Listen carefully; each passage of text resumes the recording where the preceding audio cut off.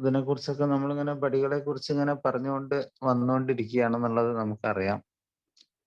അപ്പൊ അതുകൊണ്ട് തന്നെ കുറെ പേര് ഈ കാര്യമായിട്ട് സജീവമായിട്ട് നമ്മൾ രാത്രിയിൽ ചർച്ച ചെയ്യുന്നു. ചില ദിവസങ്ങളിലൊക്കെ വീട്ടിലെ ചില സാഹചര്യങ്ങൾ കൊണ്ട് ഉറങ്ങിപ്പോവും. ചിലപ്പോൾ വീട്ടിലെ മറ്റ് അമ്മയുടെ അസുഖവും കാര്യങ്ങളൊക്കെ ആയിട്ട് അങ്ങനെ അതിലിടപഴകി പോകുന്നതുകൊണ്ട് ചില ദിവസങ്ങളിലൊന്നും കയറാൻ പറ്റാറില്ല.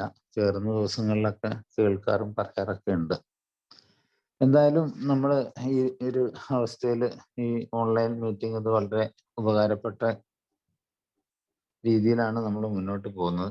ഇപ്പൊ ഈ 10ാമത്തെ പടിയെക്കുറിച്ച് നമുക്ക് ചിന്തിക്കുമ്പം ആദ്യം നമുക്ക് തോന്നുന്ന ഒരു കാര്യം, നമ്മളുടെ കഴിഞ്ഞ ഈ 9 പടികളും നമ്മൾ ഏതാണ്ടൊക്കെ പ്രാവർത്തികമാക്കി വരുമ്പം, ഏതാണ്ടെന്ന് പറയാനില്ല, നമ്മളുടെ വാഗ്ദാനങ്ങളുടെ ആദ്യ വരികൾ പറയുന്നത് പുരോഗതിയിലെ ഘട്ടത്തിൽ നമ്മൾ കഠിനാധ്വാനത്തിന് നമ്മൾ തയ്യാറാവുമ്പോൾ പാതി വഴി ചെല്ലുമ്പോൾ നമ്മൾ അത്ഭുത പരതന്ത്രരാകുന്നൊക്കെയാണ് നമ്മളുടെ 12 പ്രോമിസുകൾ, 9th സ്റ്റെപ്പ് പ്രോമിസുകൾ എന്ന് പറയും.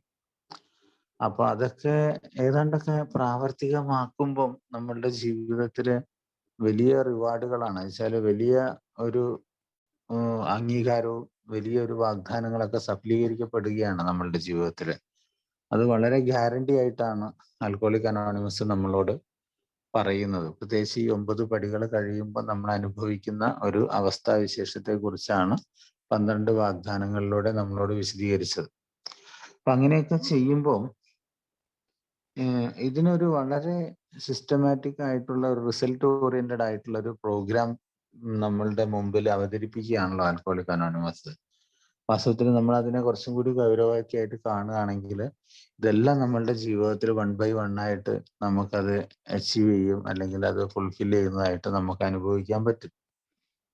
അപ്പൊ അങ്ങനെ നോക്കുന്ന സമയത്ത് ഈ കഴിഞ്ഞ 9 പടികൾ നമ്മൾ പ്രാവർത്തികമാക്കുമ്പോൾ ഒരു പുതിയ ജീവിതത്തിന്റെ അവസ്ഥയിലേക്ക് നമ്മളെ തന്നെ ഒന്ന് തയ്യാറാക്കും.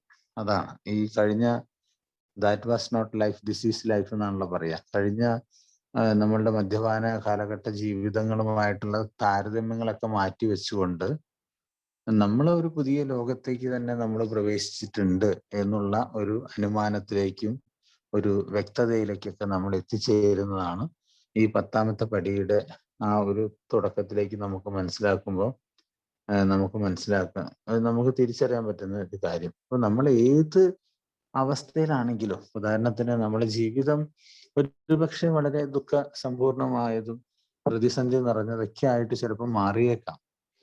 അതൊന്നും തന്നെ നമ്മുടെ കുടിയിൽ നിന്ന് വിട്ടു നിന്നാൽ ഇതെല്ലാം ഒരു ഉട്ടോപ്യ ലോകം ഒരു എന്നുള്ള രീതിയിലോ അതല്ലെങ്കിൽ മറ്റൊരു സുഖം മാത്രമായിട്ടുള്ള ഒരു ലോകത്തേക്കോ ഒന്നും ആവണം എന്ന് നിർബന്ധമൊന്നുമില്ല.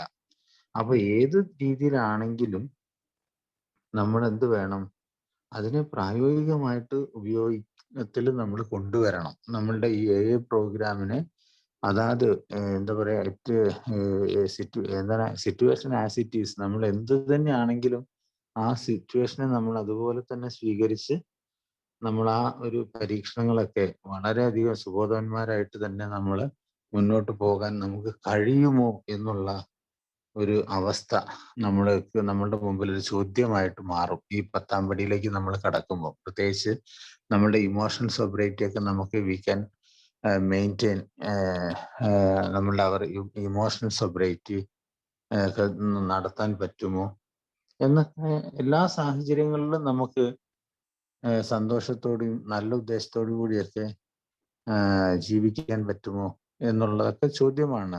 How can we live with all situations എന്നുള്ള ഒരു ചോദ്യമൊക്കെ നമ്മൾ പലപ്പോഴും നമ്മളോട് ചോദിച്ചുകൊണ്ടിരിക്കും. പക്ഷെ ഏതായാലും ഇതിനൊക്കെ ഉള്ള ഒരു മറുപടിയാണ് 10ാമത്തെ പടി. നമുക്ക് തീർച്ചയായിട്ടും ഇതിന് സാധിക്കും. നമ്മളുടെ 12 വാഗ്ദാനങ്ങൾ പറഞ്ഞ പോലെ നാം അതിനു വേണ്ടി ശ്രമിക്കുകയും പ്രവർത്തിക്കുകയും ചെയ്യുകയാണെങ്കിൽ definitely it will come true, അല്ലെങ്കിൽ അത് ശരിയായ രീതിയിലേക്ക് അത് വന്നു ചേരും എന്നുള്ളത് ഉറപ്പിച്ച് പറയുകയാണ്. അപ്പൊ അതിന് എന്ത് വേണമെന്ന് വെച്ചാൽ ശരിയായൊരു കണക്കെടുപ്പ്. നമ്മളിപ്പോ 4ാം പടിയിൽ ഈ കാര്യങ്ങളൊക്കെ നല്ല രീതിയിൽ നമ്മൾ കണ്ടതാണ്. നമ്മളുടെ മോറൽ ഇൻവെന്ററി ഒക്കെ നമ്മൾ എടുത്തു, നമ്മളെ ഒരുപാട് പ്രശ്നങ്ങളൊക്കെ നമ്മൾ കണ്ടെത്തുകയൊക്കെ ചെയ്തതാണ്. 8ഉം 9ഉം പടികളിൽ വീണ്ടും നമ്മളൊരു എന്താ പറയുക ആലോചനയൊക്കെ നടത്തി ഒരു പരിശോധനയൊക്കെ നടത്തി അവിടെയും പരിഹാരങ്ങളൊക്കെ ചെയ്തു.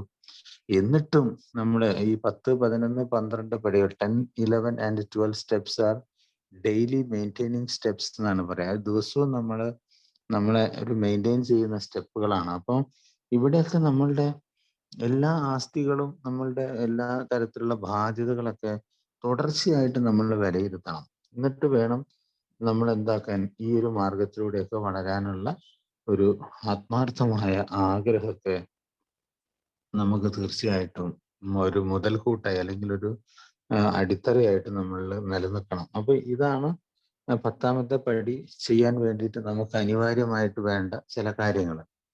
അപ്പം തീർച്ചയായിട്ടും നമ്മൾ എല്ലാ കാലത്തിലും സ്ഥലങ്ങളിലുമുള്ള എല്ലാ അനുഭവ സമ്പത്തുള്ള ആൾക്കാർക്ക് തീർച്ചയായും ഈ ആത്മവിശകലനങ്ങളും വിമർശനങ്ങളൊക്കെ നമ്മൾ ഒരുപാട് ശീലിച്ചിട്ടുണ്ട് നമ്മളുടെ ഈ ജീവിതത്തിൽ. അപ്പൊ അതുകൊണ്ട് ഒരു സ്ഥിരം സ്വഭാവമായിട്ട് ഈ ആത്മാന്വേഷണം മാറാത്ത പക്ഷം നമുക്ക് എന്താണ് ഒരിക്കലും നമ്മൾ മറ്റുള്ള ആ സാഹചര്യങ്ങളെ അതിൻ്റെതായ അവസ്ഥയിൽ നമുക്ക് സ്വീകരിക്കുവാനോ അല്ലെങ്കിൽ ക്ഷമയോടുകൂടി നമ്മൾ തെറ്റുകൾ തിരുത്തുവാനോ ഒരുപക്ഷെ നമുക്ക് കഴിയാതെ പോയേക്കും എന്നുള്ളതിന് വലിയ ഒരു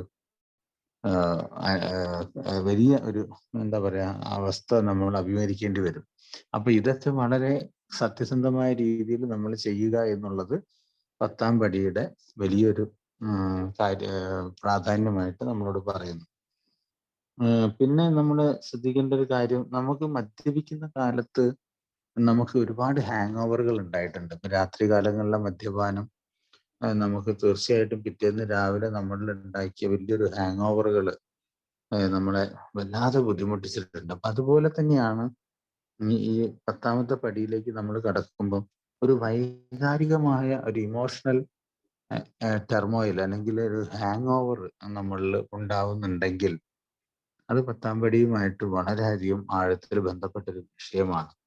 അപ്പം ആ ഒരു ഹാങ് ഓവർ ഇന്നലത്തെയോ ഇന്നത്തെയോ ദേഷ്യം, ഭയം, അസൂയ അങ്ങനെയുള്ള ഒരുപാട് വികാരങ്ങളുടെ ഒരു ഫലമായിട്ടുണ്ടാകുന്ന ഹാങ് ഓവറുകൾ നമ്മളെ ഇന്നും നാളെയും ഒക്കെ സമാധാനത്തോടു കൂടി ജീവിക്കാൻ നമ്മൾ ആഗ്രഹിക്കുന്നുണ്ടെങ്കിൽ ഇത്തരം ഹാങ് ഓവറുകളൊക്കെ പൂർണ്ണമായിട്ട് നമ്മൾ പുറത്താക്കേണ്ട ആവശ്യം നമുക്കുണ്ട് എന്നുള്ളതാണ്. അപ്പൊ ഭൂതകാലത്തിൽ നമ്മൾ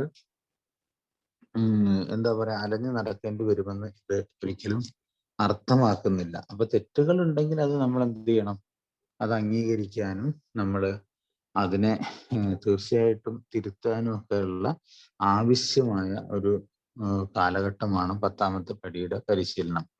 അതുകൊണ്ട് തന്നെ ഈ ഒരു ഗ്രോത്ത് സ്റ്റെപ്പ് എന്ന് വേണമെങ്കിൽ നമുക്ക് പറയാം. ഒരു വളർച്ചയിലേക്ക് നമ്മൾ പറയാറുണ്ടല്ലോ, എന്താണ് നമ്മൾ മുന്നോട്ട് പോകുമ്പോൾ ഈ തെറ്റുകൾ ശരിയാക്കുക എന്നും നമ്മളുടെ വ്യക്തിപരമായ തെറ്റുകുറ്റങ്ങളെ കുറിച്ചുള്ള കണ്ടെത്തലുകൾ തുടരുക എന്നുള്ളതുമാണ് ഈ 10ാം പടി ഏറെക്കുറെ പൂർണ്ണമായിട്ടും നമ്മളോട് പറയുന്നത്. അപ്പൊ അതുകൊണ്ട് തന്നെ നമ്മൾ കഴിഞ്ഞ കാലഘട്ടത്തിലെ ശുചീകരിച്ചപ്പോൾ അല്ലെങ്കിൽ നമ്മൾ അതിനെ വൃത്തിയാക്കിയപ്പോൾ ഇത് നമ്മൾ ജീവിതത്തിൽ ആരംഭിച്ചു കഴിഞ്ഞ ഒരു പ്രക്രിയയാണ് സ്വയം തിരുത്തലുകൾ എന്നുള്ളത്. അപ്പൊ അതുകൊണ്ട് തന്നെ നമ്മൾ ആത്മീയപരമായ ലോകത്തിലേക്ക് നമ്മൾ കാലെടുത്ത് വെച്ചു എന്ന് മാത്രമേ അതുകൊണ്ട് നമ്മൾ ഉദ്ദേശിക്കുന്നുള്ളൂ. അപ്പൊ അതുകൊണ്ട് എല്ലാ കണക്കെടുപ്പും ഒരുപോലെയാണെങ്കിലും സമയം എന്ന വിഷയം ഈ കാര്യങ്ങളെയൊക്കെ ഒന്നിനെ മറ്റൊന്നിൽ നിന്ന് വേർതിരിക്കുന്നുണ്ട്. ഉദാഹരണത്തിന് നമ്മൾ സംഘർഷത്തിലാകുന്നു എന്ന് കണ്ടെത്തുമ്പോഴൊക്കെ ദിവസത്തിന്റെ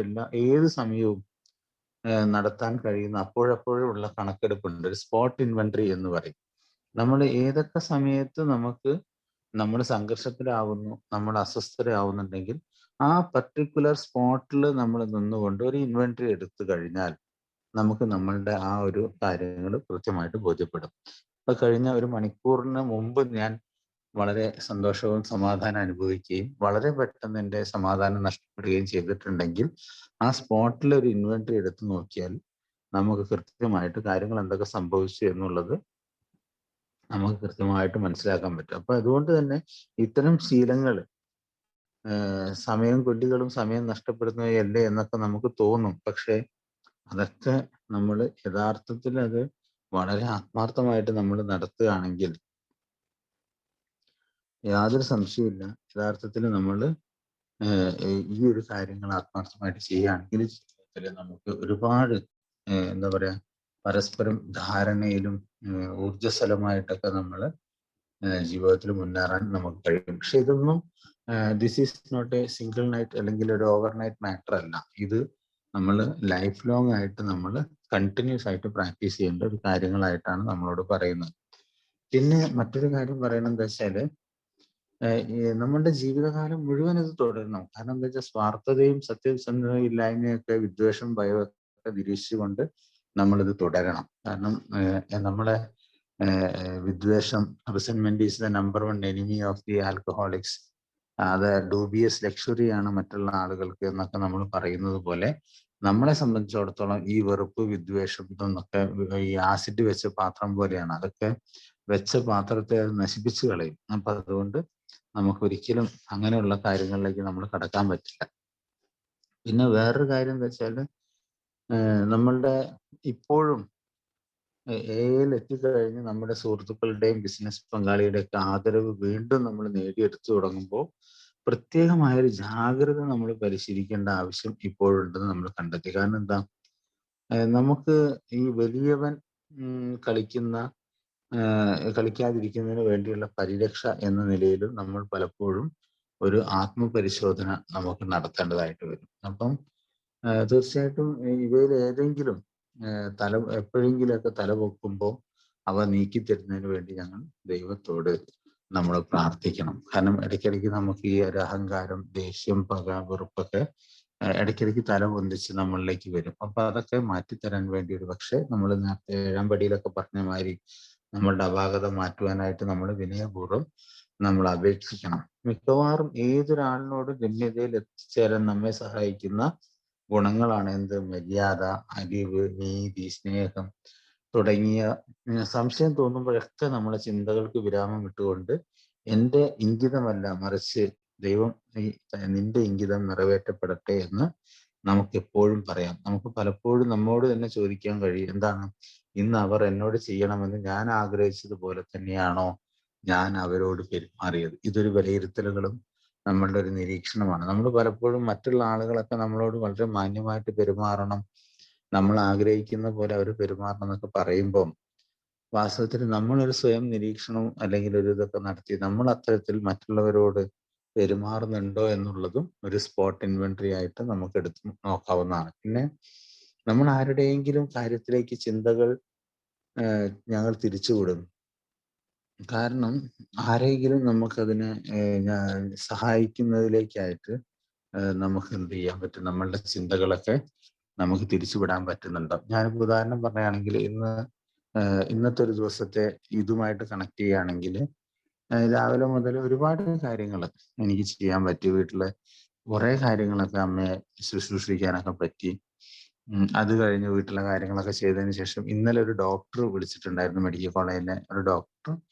അവരിവിടെ ഒരു ക്യാമ്പ് നടത്തുന്നുണ്ട്. ഈ വീടുകളൊക്കെ നഷ്ടപ്പെട്ട റോട്ടിൽ അലഞ്ഞു തിരിഞ്ഞ് നടക്കുന്ന കുറെ അഗതികളായിട്ടുള്ള ആളുകളെല്ലാം ഇനി ഒരിക്കലും ഒരു റോട്ടിൽ ഇങ്ങനെ ആളുകൾ അവശരായിട്ട് കിടന്ന് മരിക്കാൻ പാടില്ല എന്ന് കോഴിക്കോട് ജില്ലാ കലക്ടറുടെ നേതൃത്വത്തിൽ ഒരു ഉദയം ഹോം എന്ന് പറഞ്ഞിട്ട് വലിയ 2-3 പദ്ധതികളൊക്കെ ആവിഷ്കരിച്ച് 100 ആളുകളെ താമസിപ്പിക്കുന്ന ഒരു സ്ഥലമുണ്ട്. അവിടേക്ക് വിളിക്കുകയും അവിടെ ഇന്ന് 5 മണിക്ക് വരാൻ വേണ്ടി പറയുകയും അവിടെയുള്ള ഒരു 10-15ഓളം ആൽക്കഹോളിക് ആയിട്ടുള്ള ആളുകളുമായിട്ടൊരു PI വർക്ക് നടത്താൻ ഇന്ന് സാധിച്ചു. അപ്പൊ തീർച്ചയായിട്ടും ഞാൻ നേരത്തെ പറഞ്ഞ മാതിരി നമ്മളുടെ ചിന്തകൾ ഏതെങ്കിലും രീതിയിൽ മറ്റാളുകളുടെ നന്മയ്ക്കായിട്ട് നമുക്ക് കൊടുക്കാൻ സാധിച്ചിട്ടുണ്ടോ എന്നുള്ളത് നമ്മൾ ചിന്തിക്കേണ്ടതാണ്. അപ്പൊ ഇന്ന് അത്തരത്തിലുള്ള ഒരു കാര്യം ഒക്കെ നമുക്ക് വ്യക്തിപരമായിട്ട് ചെയ്യാനും സാധിച്ചു. പിന്നെ നമ്മള് ആത്മാർത്ഥമായിട്ട് നമ്മൾ ആരോടെങ്കിലും എന്തെങ്കിലും തെറ്റ് ചെയ്തിട്ടുണ്ടെങ്കിൽ അവയെ പറ്റിയൊക്കെ ചർച്ച നടത്താൻ, പ്രത്യേകിച്ച് ഇപ്പോൾ ഒരു സ്പോൺസർ ഉണ്ടെങ്കിൽ സ്പോൺസറുമായിട്ട് ആ കാര്യങ്ങളൊക്കെ ചർച്ച നടത്താനും, അതുകൂടാതെ ആരെങ്കിലും നമ്മൾ ഉപദ്രവിച്ചിട്ടുണ്ടെങ്കിൽ അവരോടൊക്കെ അത് ഉടനെ തന്നെ നമ്മൾ സമ്മതിക്കുകയും വീണ്ടും നല്ലൊരു ബന്ധത്തിലേക്ക് നമ്മളെ മുന്നോട്ട് പോകാനുള്ള ഒരു അവസരമൊക്കെ നമ്മൾ സൃഷ്ടിക്കപ്പെടണം എന്നുള്ളതും 10-ാം പടിയുടെ ഒരു പ്രത്യേകതയാണ്. കാരണം സ്വന്തമായി വിലയിരുത്തൽ തുടർന്ന് ചെയ്യുകയും തെറ്റ് ചെയ്യുമ്പോഴെല്ലാം ഉടനെ സമ്മതിക്കുകയും ചെയ്യുക എന്നുള്ളത് ഇതിൻ്റെ ഒരു ഭാഗമാണ്. പിന്നെ ഒരു പ്രധാനപ്പെട്ട കാര്യം, ഞങ്ങൾ ആരെങ്കിലും എന്താ പറയാ സഹായത്തിലേക്കായിട്ട് ഇത്തരം ചിന്തകളൊക്കെ തുടർന്നും നമ്മൾ വിട്ടുകൊടുക്കണം എന്നാണ് പറയുന്നത്.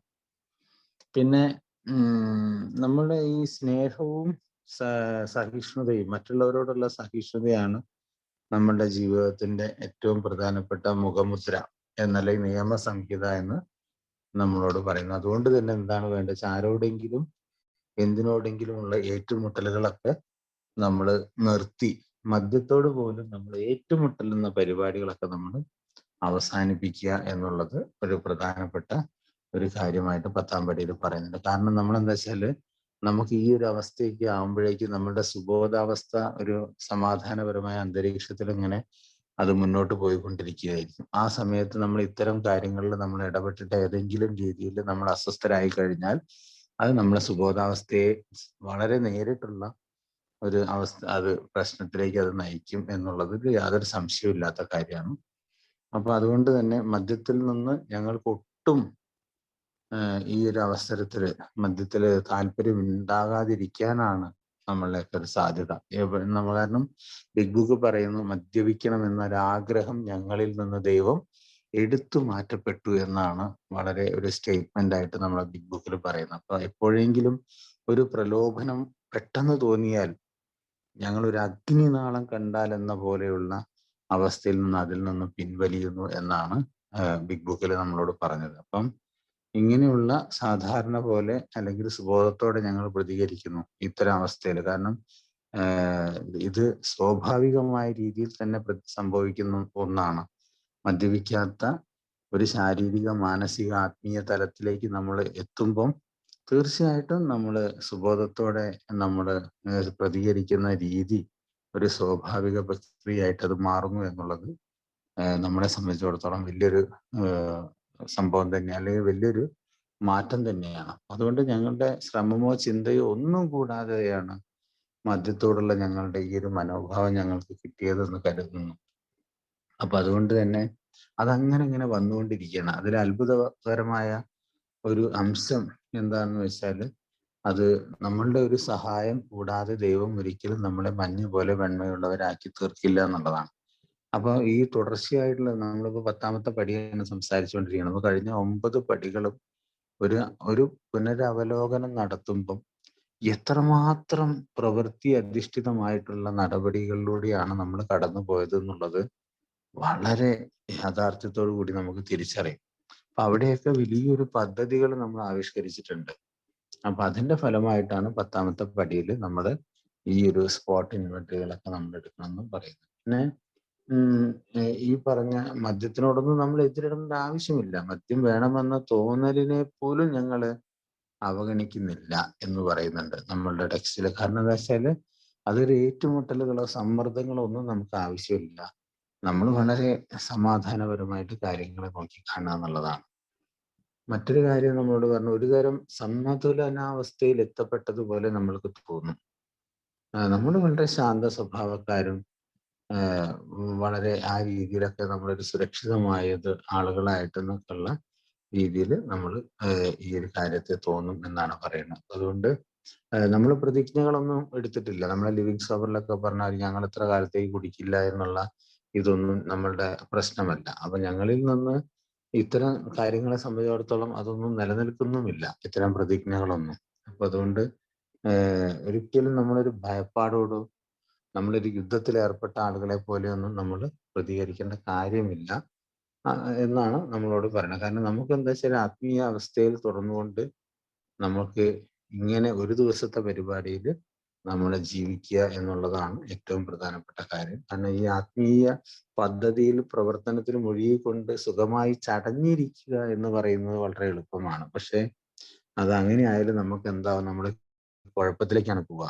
അപ്പൊ മദ്യം അത്രമേൽ സൂത്രശാലിയായ ഒരു ശത്രുവിനെ പോലെയാണ്. അപ്പൊ മദ്യപാന ആസക്തി എന്ന രോഗത്തിൽ നിന്ന് നമ്മൾ ആരും തന്നെ പൂർണ്ണമായിട്ട് വിമുക്തി പ്രാപിച്ചവരുമല്ല. നമുക്ക് ആകെ കൂടിയുള്ളത് ആത്മീയ സ്ഥിതി നിത്യേന പരിപാലിച്ചുകൊണ്ട് പോകുന്ന ഒരു ദൈനംദിന ശാന്തി മാത്രമാണ് നമുക്കുള്ളത്. അപ്പൊ ഇത്തരം കാര്യങ്ങളൊക്കെ നമ്മൾ ദൈവം 11-ാമത്തെ പടിയിലൊക്കെ പറയുന്ന മാതിരി ദൈവഹിതം എന്തെന്നറിയുന്നതൊക്കെ അതിനു വേണ്ടി നമ്മൾ പ്രവർത്തിക്കുകയൊക്കെയാണ് നമ്മളുടെ ഓരോ ദിവസങ്ങളും. ദൈവത്തെ ഏറ്റവും നന്നായി നമുക്ക് എങ്ങനെ സേവിക്കാൻ പറ്റും എന്നുള്ളത് മനസ്സിലാക്കുക എന്നുള്ളത് ഒരു പ്രധാനപ്പെട്ട കാര്യങ്ങളാണ്. പിന്നെ ഏറ്റവും ഇത് എല്ലാ കാര്യങ്ങളിലും നമ്മളുടെ സ്വന്തം ഇഷ്ടപ്രകാരം മാത്രമേ ആകാവൂ എന്നുള്ള ഈ ഒരു രീതി, ശരിയായ രീതി നമ്മൾ പാലിക്കണം. സ്വന്തം ഇഷ്ടപ്രകാരം മാത്രമേ ആകാവൂ എന്നുള്ളത് നമ്മൾ മാറ്റി നമ്മളുടെ ഹിതമല്ല ദൈവഹിതമാണ് നടക്കേണ്ടത് എന്നുള്ളതും, എന്താ പറയുക, ദൈവത്തിൽ നിന്നൊരു മാർഗദർശനവും പ്രചോദനവും ശക്തിയൊക്കെ ലഭിക്കുന്നതിന് വേണ്ടി ഒരുപാട് നമ്മൾ അതിലേക്ക് പ്രാർത്ഥനയും ഇതൊക്കെ നമ്മൾ നിത്യവും ചെയ്യണം എന്നുള്ളതും കൂടി നമ്മളോട് 10ാമത്തെ പടി പറയുന്നു. 10ാമത്തെ പടി എന്ന് പറയുമ്പോൾ ഒരു വിലയിരുത്തലാണ്, സമഗ്രമായിട്ടുള്ള ഒരു വിചാരം, ഒരു കണക്കെടുപ്പ്. ഓരോ ദിവസവും രാത്രി ഉറങ്ങുന്നതിന് മുമ്പ് നമ്മളുടെ ഇന്നത്തെ ഒരു ദിവസത്തെ പ്രവൃത്തിയിൽ എവിടെയെങ്കിലും ആരോടെങ്കിലും ഞാൻ സ്വാർത്ഥത കാണിച്ചോ, അസൂയ, അഹങ്കാരം അല്ലെങ്കിൽ ഇത്തരത്തിലുള്ള കാര്യങ്ങളൊക്കെ ഞാൻ കാണിച്ചിട്ടുണ്ടെങ്കിൽ നിശ്ചയമായും അതിനുള്ള ഒരു പരിഹാരം എന്ന നിലയിൽ തെറ്റുകളുണ്ടെങ്കിൽ അവരെ വിളിച്ച് ഉടനെ തന്നെ ക്ഷമ പറയുകയും, ഇനി അതല്ല അവിടെ കിട്ടാത്തൊരവസ്ഥ വരുമ്പോൾ സ്പോൺസറെ വിളിച്ച് നമ്മൾ ആ പ്രശ്നത്തെ തീർച്ചയായിട്ടും അവസാനിപ്പിക്കാനൊക്കെ നമ്മൾ ശ്രമിക്കണം എന്നാണ് നമ്മളോട് പറഞ്ഞത്. അപ്പം ഒരു പരിധി വരെ നമുക്ക് മുന്നോട്ട് പോകാനും കഴിഞ്ഞാൽ തീർച്ചയായിട്ടും നമ്മളോട് പറയുന്നത് ഒരു 6th സെൻസ് അല്ലെങ്കിൽ 4th dimension of life existence എന്നൊക്കെ പറയും. അപ്പൊ നമ്മളുടെ ആ ഒരു സുപ്രധാനമായിട്ടുള്ള 6ാം ഇന്ദ്രിയം നമുക്ക് തിരിച്ചറിയാനൊക്കെ, അത് പ്രവർത്തിക്കുന്നത് തിരിച്ചറിയാനൊക്കെ നമുക്ക് കഴിയും. പക്ഷെ വേറൊരു കാര്യമുണ്ട്, നമുക്ക് ഒരുപാട് കാര്യങ്ങൾ നമ്മൾക്ക് ഇനിയും മുന്നോട്ട് തിരിച്ചറിയാനും അല്ലെങ്കിൽ കൂടുതൽ മുന്നോട്ട് കൊണ്ടുപോകാനൊക്കെ നമുക്ക് തയ്യാറായിട്ടിരിക്കേണ്ടതിന്റെ ആവശ്യകതയും വളരെ വലുതാണ്. അപ്പം തീർച്ചയായിട്ടും ആൽക്കഹോളിക് അനോണിമസിന്റെ 10ാമത്തെ പടിയെ കുറിച്ച് നമ്മൾ ഒന്നും കൂടി ചിന്തിക്കുമ്പോൾ 4ാമത്തെ പടിയുടെ ആ ഒരു പരിശീലനം ഓർമ്മയിൽ കൊണ്ടുവരണം. 8ഉം 9ഉം പടികളിൽ നമ്മൾ വ്യക്തിപരമായ ആളുകളുമായിട്ട്, ഇവിടെ പറയുന്നത് എന്താ വെച്ചാൽ ധാരണയിലും ഫലപ്രാപ്തിയിലും നമ്മൾ കൂടുതൽ ഊർജ്ജസ്വലമായിട്ട് നമ്മൾ വളരേണ്ടതുണ്ട്. അപ്പൊ അതിലേക്ക് നമ്മൾ ഇതുവരെ പ്രവർത്തിച്ചതുപോലെ പോരാ. നമ്മൾ ഇതുവരെ പ്രവർത്തിച്ചതിനേക്കാൾ കൂടുതൽ എന്താ പറയാ പ്രവൃത്തി, നമ്മൾ കഴിഞ്ഞ ദിവസം പറഞ്ഞില്ലേ, പ്രവൃത്തിയുണ്ട്, കൂടുതൽ പ്രവൃത്തിയുണ്ട്. അപ്പൊ കൂടുതൽ പ്രവൃത്തികൾ ചെയ്യാനുള്ള ഒരവസരം നമ്മൾ ഇന്ന് കാണണം. കാരണം 6ാം ഇന്ദ്രിയം, അതുപോലെ ജീവിതത്തിന്റെ 4ാമത്തെ തലം, ഒരു തുരീയം അവസ്ഥ എന്നൊക്കെ പറയും. അതായത് വളരെ ശാന്തവും സമാധാനവും ഒക്കെ ഉള്ള ഒരവസ്ഥയിലേക്ക് നമുക്ക് എത്തിച്ചേരാൻ പറ്റുമെന്ന് നമ്മളുടെ വാഗ്ദാനം 9th സ്റ്റെപ്പ് പ്രോമിസിൽ പറയുന്നുണ്ട്. ദൈവം ഞങ്ങൾക്ക് അസാധ്യമാണെന്ന് തോന്നിയ പല കാര്യങ്ങളും ദൈവം ഞങ്ങൾക്ക് വേണ്ടി ചെയ്തു തരുന്നതായിട്ട് ഞങ്ങൾക്ക് ഉടനെ ബോധ്യപ്പെടും എന്നുള്ളതാണ്. അപ്പൊ അങ്ങനെയൊക്കെ ഉള്ള ഒരു അവസ്ഥയിലേക്ക് എത്തിച്ചേരാൻ സാധിക്കുമെന്നാണ് 10ാം പടിയിലൂടെ വിശദീകരണത്തിൽ നമ്മളുടെ ടെക്സ്റ്റുകളൊക്കെ നമ്മളോട് പറയുന്നത്. നമ്മളാരും പുണ്യവാളന്മാരൊന്നുമല്ല. നമുക്കൊരു ആത്മീയ അടിസ്ഥാനത്തിലുള്ള ഒരു ദിവസത്തെ ദൈനംദിന ജീവിത രീതി മാത്രമേ നമുക്കുള്ളൂ എന്ന് നമ്മളോട് പറയുന്നുണ്ട്. എങ്കിലും നമ്മൾ ഈ ഒരു അവസ്ഥ പ്രാപിക്കാൻ വേണ്ടി നമ്മുടെ കഴിവിന്റെ പരമാവധി നമ്മൾ ശ്രമിച്ചു കഴിഞ്ഞാൽ ഒരു സംശയവും വേണ്ട, ദുഃഖം എന്നൊരവസ്ഥ ഏത് സാഹചര്യമാണോ നമ്മളുടെ മുമ്പിലുള്ളത് ആ സാഹചര്യത്തെ അതായിരിക്കുന്ന അവസ്ഥയിൽ തന്നെ പൂർണ്ണമായിട്ട് സ്വീകരിക്കാനും ഉൾക്കൊള്ളാനും അതിനെ മനോഹരമായിട്ട് അതിജീവിക്കാനൊക്കെ നമുക്ക് സാധിക്കും എന്നാണ് 10ാം പടിയിലൂടെ നമ്മളോട് പറയുന്നത്. തീർച്ചയായിട്ടും ഈ ഇതിൽ ഒരുപാട് മെമ്പേഴ്സ് വേറെയുണ്ട്, പല ഭാഷയിലുള്ള ആളുകളുണ്ട്. നമ്മളിന്നിപ്പം മലയാളം ഭാഷയാണ് ഇപ്പോൾ ഇവിടെ നമ്മൾ സംസാരിച്ചതെങ്കിലും അത് മനസ്സിലാവാത്തവർ കുറച്ച് പേരൊക്കെ ഉണ്ടാവും. എങ്കിലും ഇതിനോട് കൂട്ടിച്ചേർക്കാനും പുതിയ കാഴ്ചപ്പാടുകളിലൂടെ കുറച്ച് കാര്യങ്ങൾ കൂടി വിശദീകരിക്കാനും നമുക്ക് 12:30 വരെ സമയമുണ്ട്. അപ്പൊ അതിൽ എല്ലാവരും ഊർജ്ജസ്വലമായിട്ട് ബാക്കിയുള്ള ഭാഗങ്ങൾ കൂട്ടിച്ചേർത്ത് സംസാരിക്കണമെന്നുള്ള വിനീതമായി അഭ്യർത്ഥിക്കുന്നു.